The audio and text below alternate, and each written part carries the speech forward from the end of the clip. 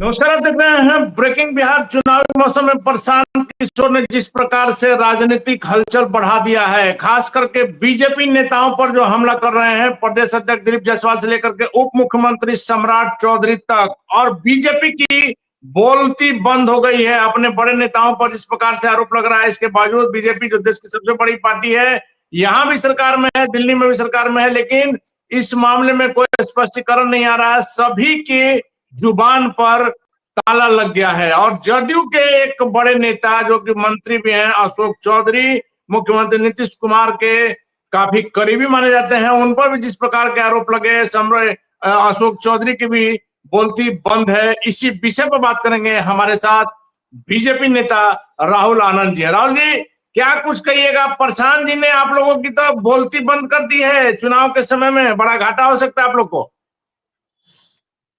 अनिल जी, सबसे अहम बात यह है कि प्रशांत किशोर ने जो भी आरोप लगाए हैं वो एक निराधार है। और सबसे बड़ी बात यह है कि प्रशांत किशोर जी जो स्क्रिप्ट को लिख रहे हैं वो खुद उनकी स्क्रिप्ट लिखी जा चुकी है पुलिस स्टेशन में, पाटलिपुत्रा के पुलिस स्टेशन में, जो वो 420 के आरोपी हैं और बेल पे बाहर हैं। और उनके अंदर अगर देखा जाए जिस तरह से वो बातों को करते हैं और जिस तरह से चीजों को प्रेजेंट करने का प्रयास करते हैं, इससे ये लगता है कि उनको राजनीतिक महत्वाकांक्षा अति बढ़ गई है, जिसके वजह से वो अनाप शनाप कुछ भी एन केन प्रकारन कुछ भी कोई भी आरोप लगाने का प्रयास कर रहे हैं हमारे नेताओं के ऊपर। हम लोगों ने ऐसा एक प्रसंग देखा था दिल्ली के अंदर, जो दिल्ली के पूर्व मुख्यमंत्री हमेशा आरोप लगा दिया करते थे और बाद में आकर माफी मांग लिया करते थे। ऐसे नेता प्रतिपक्ष ने भी किया था, हमारे देश के नेता प्रतिपक्ष ने भी किया था कि चाइना के बारे में हमेशा बताते थे, बरगलाने का काम करते थे कि भारत में 2014 के बाद चाइना ने कितने जमीन को हड़प ली है। सुप्रीम कोर्ट ने उनको भी फटकार लगा दिया, अब वो शांत हो गए। ठीक उसी तरह ये जो 420 के जो आरोपी हैं प्रशांत किशोर जी, उप 420, मैं इसलिए कह रहा हूं बार बार 420 क्योंकि उनका काम ही कुछ ऐसा ही है। मैं आपको 3-4 पॉइंट में आपको सारी चीजों को बताता हूं। पहला शुरू करते हैं कि प्रशांत किशोर जी ने कहा था कि 3 महीने पहले, चुनाव के 3 महीने पहले हम उम्मीदवारी को पेश करेंगे सबका, लेकिन आज तक उम्मीदवारी की जो लिस्ट है वो पेश करेंगे, लेकिन आज तक उन्होंने उस लिस्ट को पेश नहीं किया। आप कितने वक्त बते हैं चुनाव के अंदर, इस चीज को देख लिया जाए। दूसरी सबसे बड़ी और अहम बात, आपके मीडिया के नजर में भी ये बात होगी, फिर भी मैं बता देता हूं, अब तक किसी ने कहा नहीं है, मैं कहकर बताता हूं आपको कि अति पिछड़ों की उम्मीदवारी को चुनाव में सबसे ज्यादा देने की वो बात कर रहे थे और उन्होंने ये वादा भी किया था कि हम 1 रुपए आपके पॉकेट से नहीं जाने देंगे। लेकिन अगर देखा जाए उन्होंने 21,000 रुपए लेकर लगभग 10,000 से 20,000 लोगों का उन्होंने फॉर्म भरवा लिया है। इसका मतलब ये है कि अगर 10,000 लोगों का ही अगर 21,000 रुपए के हिसाब से फॉर्म भरवा लिया है तो वो अमाउंट देखिए कितना बड़ा आता है, लगभग 21 लाख करोड़ का वो अमाउंट हो जाता है। तो ये जो ठगबंधन जो बनाने का जो प्रयास कर रहे हैं प्रशांत किशोर जी, वो कहीं ना कहीं वो अपने पृष्ठभूमि को कलंकित कर रहे हैं। इनके पास 2-3 लोग और, जैसे कि रामबली चंद्रवंशी की बात होनी चाहिए, किशोर कुमार मुन्ना की बात होनी चाहिए, ये साख छवि की बातें करते हैं, हमारे नेताओं के ऊपर आरोप लगाते हैं, लेकिन उसका जवाब वो दे पाएंगे कि एक व्यक्ति जो रामबली चंद्रवंशी है, जो उनके पार्टी का व्यक्ति है, उसके ऊपर अप्राकृतिक यौनाचार का आरोप है और वो उनके साथ उनकी पार्टी में आसपास घूमता है और मजबूत स्तंभ है। उसी के एक व्यक्ति हैं किशोर कुमार मुन्ना, जो मुख्य आरोपित हैं, जो लगभग उनके साथ हर जगह पाए जाते हैं। तो ऐसे तमाम चीजें हैं कि वो साफ छवि की बातें तो करते हैं, लेकिन अपनी छवि को वो कितनी धूमिल करते जा रहे हैं इसका अंदाजा लेकिन राहुल जी, बड़ा सवाल यह है कि आप लोग सरकार में हैं और जो सरकार में जो व्यक्ति रहता है वो गुहार नहीं लगाता है, एक्शन लेता है। जिस प्रकार से आपके मंत्रियों पर, आपके प्रदेश अध्यक्ष पर, उप मुख्यमंत्री पर जो आरोप लगाया गया है, यदि वो आरोप गलत है तो आप लोग एक्शन लीजिए। प्रशांत किशोर तो कह रहे हैं कि आप हम पर इंक्वायरी बिठाइए, ईडी सीबीआई को लगाइए, लेकिन हम जो बोल रहे हैं सारे चीजों का प्रमाण है, सभी तथ्य उनके सामने है, मीडिया के सामने उन्होंने रखा। देखिए, जब कोई व्यक्ति बचकानी हरकत करे तो इसका मतलब ये नहीं है कि सरकार भी बचकानी हरकत उसके लिए करे, ये प्रतिशोध की बात हो जाती है। लेकिन जो चीजें देखने को मिल रही है उनके नजर के सामने, जो सरकार के नजर के सामने, जैसे कि मैं आपको 2-3 पॉइंट गिनवा देता हूं।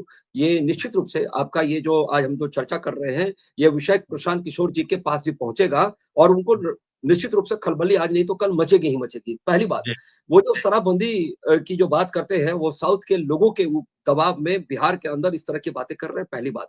वो गांधी जी की तस्वीर का इस्तेमाल तो करते हैं, जिसका वो प्रतिकार करते थे, उसका वो सम्मान कर रहे हैं। प्रशांत किशोर जी कह रहे हैं कि शराबबंदी खोलेंगे, पहली बात। दूसरी बात, जितने भी कांग्रेस शासित प्रदेश है, उस प्रदेशों से इनको फंडिंग आ रहे हैं। अभी वाईएसआर से उन्होंने फंडिंग लिया है, जो लगभग 14 करोड़ रुपए उनको मिला है, और 14 करोड़ रुपए में से मात्र 2 करोड़ कुछ रुपए उनको उन्होंने अपने जनसुराज के अकाउंट में दिखाए, बाकी उनके पर्सनल अकाउंट में चले गए। इसका मतलब ये है कि वो कमाई कर रहे हैं। तीसरी सबसे महत्वपूर्ण बात कि नॉर्वे की राजदूत बिहार में आकर प्रशांत किशोर से मिलती है, तो विदेशी ताकतों की तरफ भी ये इशारा करता है कि वो बिहार में किस पर्पज से आई है और आकर ऐसे व्यक्ति से क्यों मिल रही है, जिस व्यक्ति का राजनीतिक रूप से कोई वजूद नहीं है। यानी कि अगर मुख्य विपक्षी दल को छोड़ दिया जाए और सत्ता पक्ष की पार्टी को भी छोड़ दिया जाए, भारतीय जनता पार्टी और कांग्रेस को, उसके बाद आकर एक ऐसे शून्य नाम के व्यक्ति से मिलना, शून्य नाम के पार्टी के संरक्षक से मिलना, इस बात की तरफ इशारा करता है कि कुछ विदेशी ताकतें भी हैं, जो कहीं न कहीं बिहार के अंदर उपद्रव फैलाने का प्रयास कर रहे हैं।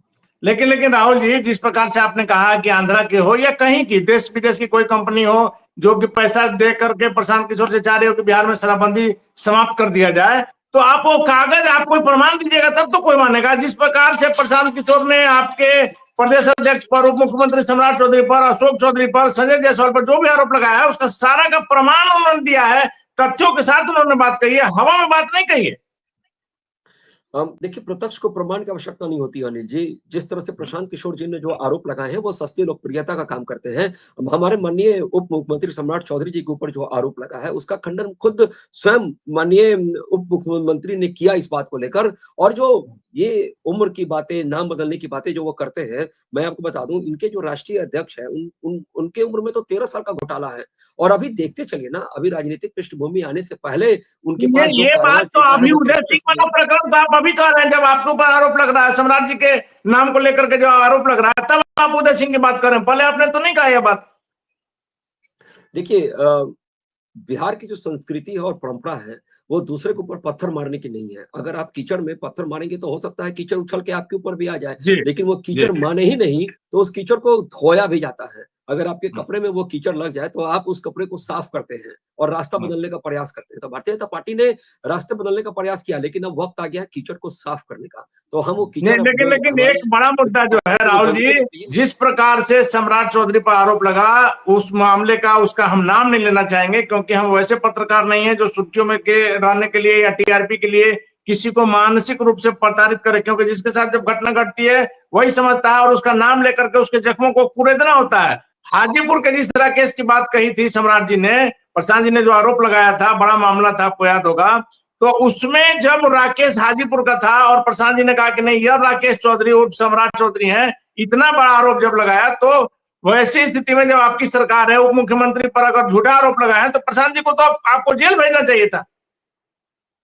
अनिल जी, कुछ चीजें ऐसी होती है जो कोर्ट के नजर में है, और कोर्ट ने माननीय प्रदेश अध्यक्ष, पूर्व प्रदेश अध्यक्ष या माननीय डिप्टी सीएम के ऊपर जो आरोप लगा था, उसका खंडन भी हो चुका था। तो मुझे लगता है कि उन सब बातों को, ये राजनीति में जब भी चुनाव का वक्त आता है, तो हर तरह के लोग आ जाते हैं अपनी सस्ती लोकप्रियता को भुनाने के लिए कि मैं ही हूँ, मैं ही सर्वश्रेष्ठ नेता बनने वाला हूँ यहाँ का।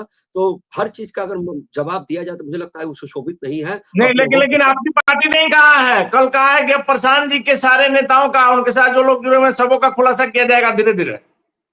मैंने आपको कहा ना, थोड़ी देर पहले ही मैंने आपको कहा कि मैंने थोड़ी देर पहले ही आपको कहा कि अ, अगर कोई बचकानी हरकत करता है, तो सरकार तैयारी कर कर उसके पास जाती है। तो सरकार अपनी तैयारी कर रही है। तो मैं आपको एक फंड और बता देता हूँ, उनके मामले में अगर बात करा जाए, तो उन्होंने अभी तक का जो खर्चा दिखाया है, खर्चा मात्र 35,000 रुपए दिखाया है। आपको ये माकूल लगता है कि पूरे बिहार में जिसका संगठन चल रहा हो, जो पेड वर्कर्स रखा हो, जिसकी गाड़ियाँ चलती हो, जो महीना देता हो गाड़ियों को, जो लोगों को कम्युनिटी किचन चलाकर खाना खिलवाता हो, उसके खर्चे मात्र 35,000 रुपए होंगे? ये माकूल लगता है आपको? लेकिन जी, ऐसे तमाम चीजें हैं जो आने वाले वक्त में प्रशांत किशोर जी खुद अपने जाल में ही फंसने वाले हैं, क्योंकि देखिए, तो माना जाए ना एक कि नेता बीजेपी अब और प्रशांत किशोर की कमियों को जनता के सामने लाएगी और प्रशांत किशोर को भी उसी प्रकार से नंगा करेगी जिस प्रकार से वो आप लोगों को नंगा करने का प्रयास कर रहे हैं। हमारे शब्दों के चयन में अंतर होगा। वो हम्म। जिस तरह से शब्दों का चयन कर कर हमारे शीर्ष नेताओं के ऊपर आरोप लगा रहे हैं, उसमें एक घमंडियापन दिखता है। जो इंडिया अलायंस के लोगों के पास वो घमंडियापन है। उनके बोलने का तौर तरीका अगर आप देखेंगे तो वो भूल गए कि किन मंडियों से बात कर रहे हैं। वो भूल रहे हैं कि किसके ऊपर आरोप लगा रहे हैं। वो भूल रहे हैं कि उनकी राजनीतिक महत्वाकांक्षा इतनी बढ़ गई है कि वो अपने पैर तलों हर एक चीज को रौंदने का प्रयास कर रहे हैं। जी। चलिए, आखिरी सवाल है। जिस प्रकार से इन दिनों आरोप लग रहे हैं, आपको पता है कि इलेक्शन में एक हवा बह जाता है, जहां आप लोग दावा कर रहे थे कि 225 सीट, अमित शाह आए तो 160 कर दिए। क्या कुछ असर पड़ेगा आपके नेताओं पर जिस प्रकार से आरोप लगाया गया है उसका? देखिए, अमित शाह जी ने 225 सीट का जो मंत्र दिया था, वो आज भी हमारे कार्यकर्ताओं को वो मंत्र दिया गया है। हमारा लक्ष्य 225 होना चाहिए, लेकिन हमें 160 सीट से नीचे नहीं आना है। ये हमारा महत्वपूर्ण लक्ष्य निर्धारित किया गया है माननीय गृह मंत्री के द्वारा। तो ये जो 225 और 160 का जो अंतर देखा जा रहा है, वो अंतर की बात नहीं है। वो बस इसलिए दिखाया जा रहा है कि कहीं ऐसा ना हो जाओ कि पूर्व की जो गलतियां की गई थी, वो गलतियां फिर से दोहरा दी जाए। इसलिए हमें जो सीट चाहिए मजबूती के लिए, कि हमें मजबूती में किस तरह से सरकार को चलाना है, तो 123 में अगर हम बढ़ते हैं 160 की तरफ से, तो हमारी स्थिति बहुत मजबूत रहेगी। हमने जो 5 पांडव का जो संकल्प है, वो 160 सीट का ही है। वो संकल्प तो नजर आ रहा है कि कल पवन सिंह को जिस प्रकार से शामिल कराया गया, यही पवन सिंह आप लोग का खेल बिगाड़े थे। बीजेपी एक एक सीट पर मंथन करके चल रही है। शाहबाद और मगध प्रमंडल में जो आपकी स्थिति है, उसको डैमेज को कंट्रोल करने का प्रयास किया गया है पवन सिंह को लाकर। कल माननीय प्रदेश अध्यक्ष ने, और खास करके जो हमारे प्रदेश के जो प्रभारी है विनोद तावड़े जी, उन्होंने भी इस चीज को बड़ा ही क्लियर स्पष्ट किया था कि ये गए ही कब थे, पवन सिंह गए ही कब थे। पवन सिंह आज भी हमारे हैं और कल भी हमारे ही थे। तो ये जो एक विकास की जो विचारधारा है, यानी कि पवन सिंह भी इस चीज को चाहते हैं कि बिहार गलत हाथों में ना जाए। पवन सिंह भी इस चीज की फिक्र करते हैं कि फिर से बिहार के अंदर जंगल राज स्थापित ना हो। इसलिए जो भी होगा, जैसे भी होगा, एनडीए को मजबूत बनाना है और फिर से राम राज को स्थापित करने में हमें एक महत्वपूर्ण भूमिका निभानी है। जी। देखिए, तो पवन सिंह के आने से क्या कुछ असर पड़ेगा, खास करके शाहबाद और मगध प्रमंडल में, तो देखने वाली बात होगी। लेकिन निश्चित तौर पर इन दिनों जिस प्रकार से प्रशांत किशोर बीजेपी के नेताओं पर हमला कर रहे हैं पूरे प्रमाण के साथ, यह निश्चित तौर पर बिहार में जनता इस पर क्या कुछ करती है। क्योंकि कहा जाता है कि सबसे बड़ी अदालत जो है जनता की अदालत होती है। वैसे में प्रशांत किशोर पर बिहार की जनता कितना भरोसा करती है, उनके आरोपों पर कितना भरोसा करती है, यह तो वक्त बताएगा। फिलहाल आप बन रहे हैं ब्रेकिंग विभाग के साथ। धन्यवाद राहुल आनंद जी।